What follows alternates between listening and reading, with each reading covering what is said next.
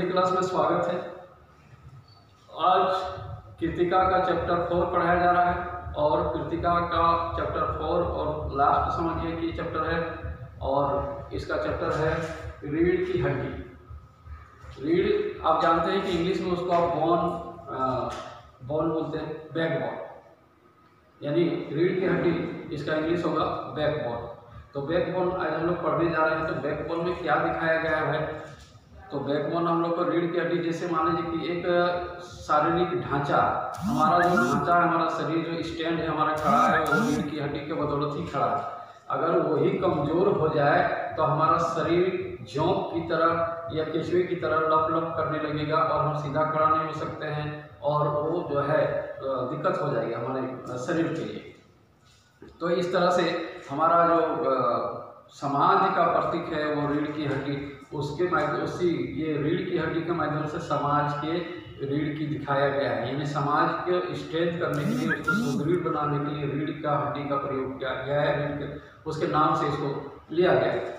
अब चलते हैं कि रीढ़ की हड्डी जो है इसका मुख्य पात्र कौन कौन है। कृतिका का चैप्टर है और मुख्य पात्र है उमा, लड़की का नाम है और BA पास है, ये लड़की है।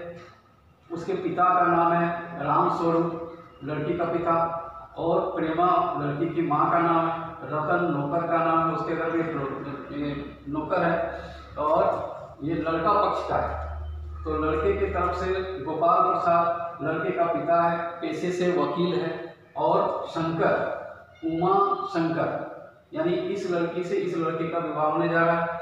तो शंकर लड़का है, IC पास करने के बाद डॉक्टरी पढ़ रहा है। कहानी का मुख्य उद्देश्य है पुरुष प्रधान समाज को दिखाना और नारी के महत्व को नहीं देने वाले लोगों पर प्रहार करना। तो चलते हैं कि आखिर इस कहानी में ऐसा क्या दिखाया गया है जो हमारा समाज जो है नीचे जा रहा है। आज भी उस तरह से लोग हैं जो नहीं करना चाहते, अपने तो पढ़े लिखे होते हैं लेकिन नारी को कम पढ़ाना लिखाना चाहते हैं। जबकि आज जो नारा है बेटी बचाओ बेटी पढ़ाओ का नारा है कि बेटी को पढ़ाओ।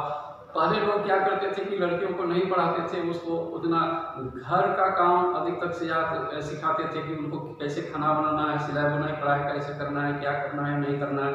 लेकिन आज सोच बदल गया। आज लड़कियों को लोग पढ़ा रहे हैं और लड़कियां नौकरियां कर रही हैं, और जिसका मान लीजिए किसी का बेटा नहीं है तो उसका बेटी ही नौकरी करके उसका परिवार पालन पोषण करती है। दूसरी बात यह है कि आज कानून भी बन गया कि माँ बाप का दायित्व संभालने का काम बेटे का है, साथ में बेटी और दामाद का भी है। आज अगर मान लीजिए कोई दामाद कहता है कि हम तो उसका दामाद है, हमको लेना देना कुछ नहीं, लेकिन ऐसा नहीं। आज कानून बन गया है कि उसके दामाद और बेटी को भी अपने बाप और सास ससुर को देखना है। तो आज समाज काफ़ी बदल चुका है और नारी का महत्व काफ़ी बढ़ गया है। और हम देखते हैं कि नारी छोटा से लेकर के बहुत हवाई जहाज फ्लाइट तक उड़ाने के काम में लगी हुई, सेना में तो है ही, आज फ्लाइट को उड़ाने लगी। तो इस तरह से नारी को नीचे रखना या उसके महत्व को कम करना, दकियानुसी लोग आज भी हैं जो इस तरह से चाहते हैं। अपने तो पढ़े लिखे होते हैं लेकिन लड़की को यानी कम पढ़ी लिखी बहू चाहिए। कम पढ़ी लिखी बहू क्यों चाहिए? इसलिए चाहिए कि उस लड़की से उस सारा काम उसको करवा सकता है और वो कभी मुंह नहीं खोल सकती है क्योंकि उसको अपने अधिकार का ज्ञान नहीं होगा। अगर कम पढ़ी लिखी है तो वो घर गृहस्थी में ही फंस करके रह जाएगी और कुछ काम वो एक्स्ट्रा नहीं करेगी। तो चलते हैं, कहानी का शुरुआत करते हैं। लड़की का पिता जो है घर जो है सो सजा रहा है, एक कमरा है, ये नाटक एकांकी है, एकांकी के माध्यम से दिखाया गया। उसका नौकर उसका साथ दे रहा है और नौकर साथ दे रहा है, उसमें घर को सजाता है। उसमें जो लड़की गाना बजाना भी जानती है। आजकल देखते हैं कि लड़की को जब हम देखने के लिए जाते हैं या तो कोई लोग समाज के लोग देखने के लिए आते हैं तो उसको ये पूछा जाता है कि उसको आपको सिंगिंग आता है, बजाने के लिए आता है, सिलाई बुनाई कढ़ाई आता है या और कुछ काम आता है, खाना बनाने का काम आता है। लगता है कि सिलाई बुनाई कढ़ाई यदि जानती है तो उसके लिए वो दुकान खोलने जा रहा है, गाने बजाने जानता है तो वो शायद उसको सिंगर बनाने जा रहा है। ऐसा कुछ भी नहीं है। सिर्फ लोग उसको देखना चाहते हैं कि वो जानती है, और जानती है उसके बाद ले आने के बाद तो उसको एकदम गृहस्थी में झोंक देना है और उससे कुछ काम नहीं करवाना। और इसमें हम देखेंगे कि लड़की को क्या किस तरह से वो बिहेव करता है उसका होने वाला ससुर। चलिए शादी विवाह की बात आती है, तो लड़का आने वाला है देखने के लिए, लड़का और एक पिता उसका आने वाला है। अब लड़की बीए पास है और जो लोग देखने के लिए आ रहे हैं वो लोग साफ बोल दिया था, वो एडवोकेट पेशे से एडवोकेट था, तो साफ कह दिया था कि भाई हमको अधिक पढ़ी लिखी लड़की नहीं चाहिए। यहाँ अब लड़की के पिता भी मजबूर हो गया क्योंकि लड़का तो उस जगह मिलता नहीं। लड़की बीए पास हो गया है, बीए पास तो लड़का एमए चाहिए, उसे कुछ ज़्यादा पढ़ा लिखा होना चाहिए, लेकिन उस तरह का लड़का तो मिलता नहीं। ये ऐसी करके डॉक्टरी पढ़ाई कर रहा है। तो उसके पिता ने भी झूठ कह दिया कि मेरी लड़की जो है मैट्रिक ही पास है, जबकि ये बीए पास है ना। उसके बाद वो घर पे कमरे को सजाता है जहाँ मेहमान आकर के रुकेंगे और देखने के लिए आ रहे हैं, तो वहाँ पर बीना रखाया गया, हारमोनियम रखाया गया, डोली तबला रखा गया, बजाने वाला दरी बिछा दिया गया, और सारा चीज़ ये करने के बाद जो है उसकी रामस्वरूप जो है वो अपनी पत्नी को ये कहता है कि लड़की को थोड़ा जो है सो पाउडर वाउडर लगा करके थोड़ा मेकअप करके उसको लाना। उसकी माँ कहती कि देखो आप ही ने इसको सर चढ़ाया है, बात रहा कि ये कुछ भी करना नहीं चाहती है, वो विवाह से खुश, इस विवाह से खुश नहीं है, क्योंकि उन्होंने सुना था कि मेरे पिता ने उनको कहा है कि मेरी बेटी कम पढ़ी लिखी है, लेकिन उन्होंने ऐसा कुछ भी नहीं किया, दिखावटी कुछ भी नहीं किया, जैसे तैसे जो है सो आती है। अब रही बात कि जब वो लोग आते हैं शंकर और उसके पिता गोपाल प्रसाद, तो आने में बातचीत होती है कि जैसे माने किसी को आता है तो हम स्वागत करते हैं कि भले आइए आइए, आने में कोई दिक्कत तो नहीं हुआ, फिर उसको बैठाते हैं, बैठाने के बाद चाय पानी नाश्ता होता है, उसके बाद गपशप होती है, हमारे ज़माने में ऐसा होता था, वैसा होता था, वैसा होता था, हम तो कलसियों में लोटे की तरह नहाते थे, इतना खा जाते थे, 8-10 कचौड़ी पूड़ी तो खा ही जाते थे, और इतना खाने के बाद भी अगर कुछ खाने के लिए कोई देता था तो हम लोग खा जाते थे। आज का ज़माना है, देखिए जो कमज़ोर हो रही है, मेरा बेटा को ही देखिए थोड़ा सा कमज़ोर है, खाना तो नाम ही नहीं मिलता है, खाता ही नहीं उस तरह का, तो शरीर कहाँ से लगे। इस तरह से इधर उधर की बात होती है। उसके बाद लड़की को बुलाने के लिए कहता है कि भाई लड़की को बुला दीजिए, हम देखेंगे, तो लड़की को बुलाया जाता है। इसमें थोड़ी बातचीत में होती है कि पढ़ाई लिखाई के बारे में बात होती है, तो गोपाल प्रसाद यानी लड़के का पिता पूछता है कि ये राम बाबू आपको तो मैंने बता दिया कि लड़की पढ़ी लिखी कम होना चाहिए, है ना। बोला हाँ वो है ना, कम ही पढ़ी लिखी, लेकिन बात रहा कि वो फिर लड़की जब आती है तो उसके बाद लड़की से पूछा जाता है कि तुम्हारा नाम क्या है, ये है वो है, सब कुछ जवाब नहीं देता है, सब लड़की के पिता ही देते हैं कि ये इतना दूर पढ़ी है, मैट्रिक पास की है, सिलाई जानती है, बुनाई जानती है, कढ़ाई जानती है, यह करती है, वो करती है। तो अंतिम में गोपाल प्रसाद क्रोधित हो जाते हैं और वो बोलता है कि लड़की से हम पूछना चाहते हैं कि भाई लड़की क्या बात करना चाहती है, उससे हम पूछना चाहते हैं।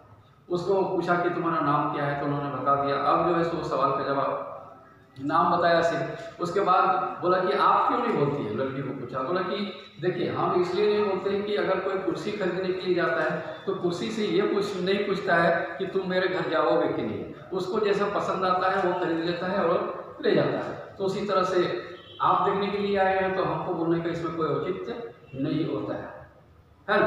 तो उसके बाद उन्होंने कहा कि लड़का भी उसको देखता है और लड़की भी उसको देखता है। अचानक जो है वो जैसा सिंपल में आना चाहिए था लड़की वैसी नहीं आई, चश्मा पहन लिया और नाक तक ऐसे करके नाक तक लगा दिया, उस तरह से चश्मा पहन करके वो आए। और आने के बाद जैसे उसको पिता को देख करके डर गया कि भाई ये लड़की आज क्या करने वाली है, तो उसके बाद उसका नाम पूछता है, नाम बताया, उसके बाद उसकी पढ़ाई लिखाई के बारे में पूछता है। तो उन्होंने साफ कर दिया कि मैं BA तक पढ़ी, है ना। ये सुन करके तो वो बहुत क्रोधित हो गया, बोला कि रामस्वरूप जी आपने कहा था मेरी लड़की मैट्रिक पास है और आपने ऐसा कह दिया कि भाई ये तो BA पास है, ये नहीं होगा। उसके बाद लड़का और लड़की के विषय में जो मैंने बता रहा था कि लड़की जो है लड़के की तरफ ऐसे करके जैसे सर उठाई वो लड़के को देखा और उस लड़के के विषय में जो है उसके पिता को सुना दिया। बोला कि आपका पिता, आपका बेटा का जो है सो बैकबोन जो है सो झुका हुआ है और ये आप अपने बेटे को पूछिए कि वो लड़कियों के छात्रावास यानी हॉस्टल में क्या कर रहा था। एक बार वो नौकरानी के पैरों में पड़ करके जो है सो बचा था, यानी हॉस्टल के इर्द गिर्द घूमने के कारण से उस लड़के की पिटाई हुई थी, झाड़ू से पिटाई हुई थी। तो वो चीज़ वो लड़की, क्योंकि एक ही कॉलेज में लोग पढ़ा था और तो इसलिए उसको जो शंकर को वो लड़की उमा जो है सो जानती थी। तो बोला कि इसका कैरेक्टर भी ठीक नहीं है और शारीरिक रूप से कमजोर है, इसका बैकबोन यानी रीढ़ की हड्डी भी झुकी हुई है। तो बोला कि जाइए आप क्या विवाह नहीं कीजिएगा, हम यानी मैं इस लड़के से विवाह नहीं करना चाहती। यानी लड़की बोल्ड होकर के बोल दी कि जो है मैं इस लड़का से विवाह नहीं करना चाहता है, नहीं करना चाहती। तो एक लड़की इस तरह से दृढ़ होकर के खड़ी हो गई। क्यों खड़ी हो गई? इसलिए कि उन्होंने पढ़ाई की है, कोई उसने कहा कि मैंने पढ़ाई की है, कोई गुनाह नहीं किया, कोई अपराध नहीं किया, इसलिए इसमें हमको कोई ये नहीं, विवाह नहीं होगा, नहीं होगा। अगर नहीं विवाह होगा तो नौकरी करेंगे, चाकरी करेंगे, जो भी करेंगे आत्मनिर्भर। आज स्थिति यही है कि लड़कियां पढ़ लिख करके यदि आत्मनिर्भर बन जाती है तो अपने आप उसका विवाह हो जाता है, इधर उधर कोई सोचने का नहीं। चलते हैं तो वो लोग इस तरह से गुस्सा होकर के चले जाते हैं और लड़की का पिता माथा पकड़ कर बैठ जाता है कि आज लड़की ने तो मेरा सारा चीज़ कर दिया और मेरी जो है नाक कटवा दी और उसके साथ वो विवाह नहीं होता है और ये लड़की का कमजोर। तो इस बात यहाँ पर ये दिखाया गया कि वो एक पढ़ा लिखा एडवोकेट है और वो चाहता है कि मेरी बहू जो बनेगी वो ओनली मैट्रिक पास होना चाहिए, अधिक पढ़ी लिखी होगी। तो उन्होंने साफ कह दिया था कि हमको अधिक पढ़ी लिखी लड़की इसलिए नहीं चाहिए कि हमको नौकरी चाकरी नहीं करवाना है ना। और समाज के लोग भी ऐसे ही सोचते हैं, यही सोचते हैं कि कम पढ़ी लिखी लड़की होगी तो घर गृहस्थी ही काम में डूबी रहेगी और बाहर का कुछ वो नहीं करेगी, यानी बाहर नौकरी करने के लिए नहीं जाएगी। जैसे ही वो नौकरी करने के लिए कमाने लगेगी तो उसका वर्चस्व कम हो जाएगा, वो दबाना चाहेगा, नहीं दबाने चाहेगा। अक्सर आप देखते हैं, अगल बगल में देखते हैं कि कोई महिला यदि कमज़ोर है, पढ़ी लिखी नहीं है तो उसका पति उसको पीटता है और पीटने के बाद बोलता है कि चल मेरे घर से निकल, बाहर निकल, है ना। तो रोती है, फिर भी पैर पकड़ कर बोलती है कि हमको मारो पीटो जो करो लेकिन आपके घर से हम नहीं निकले। अगर वही लड़की जो उसकी बहू है तो अगर मान लीजिए कि नौकरी करती है तो बोले कि तुम हमको निकालेगा क्या, तुमको हम अपने घर से निकालते हैं, है ना। तो समाज में इस तरह सा जो है सो व्याप्त कुरीतियाँ फैली हुई है।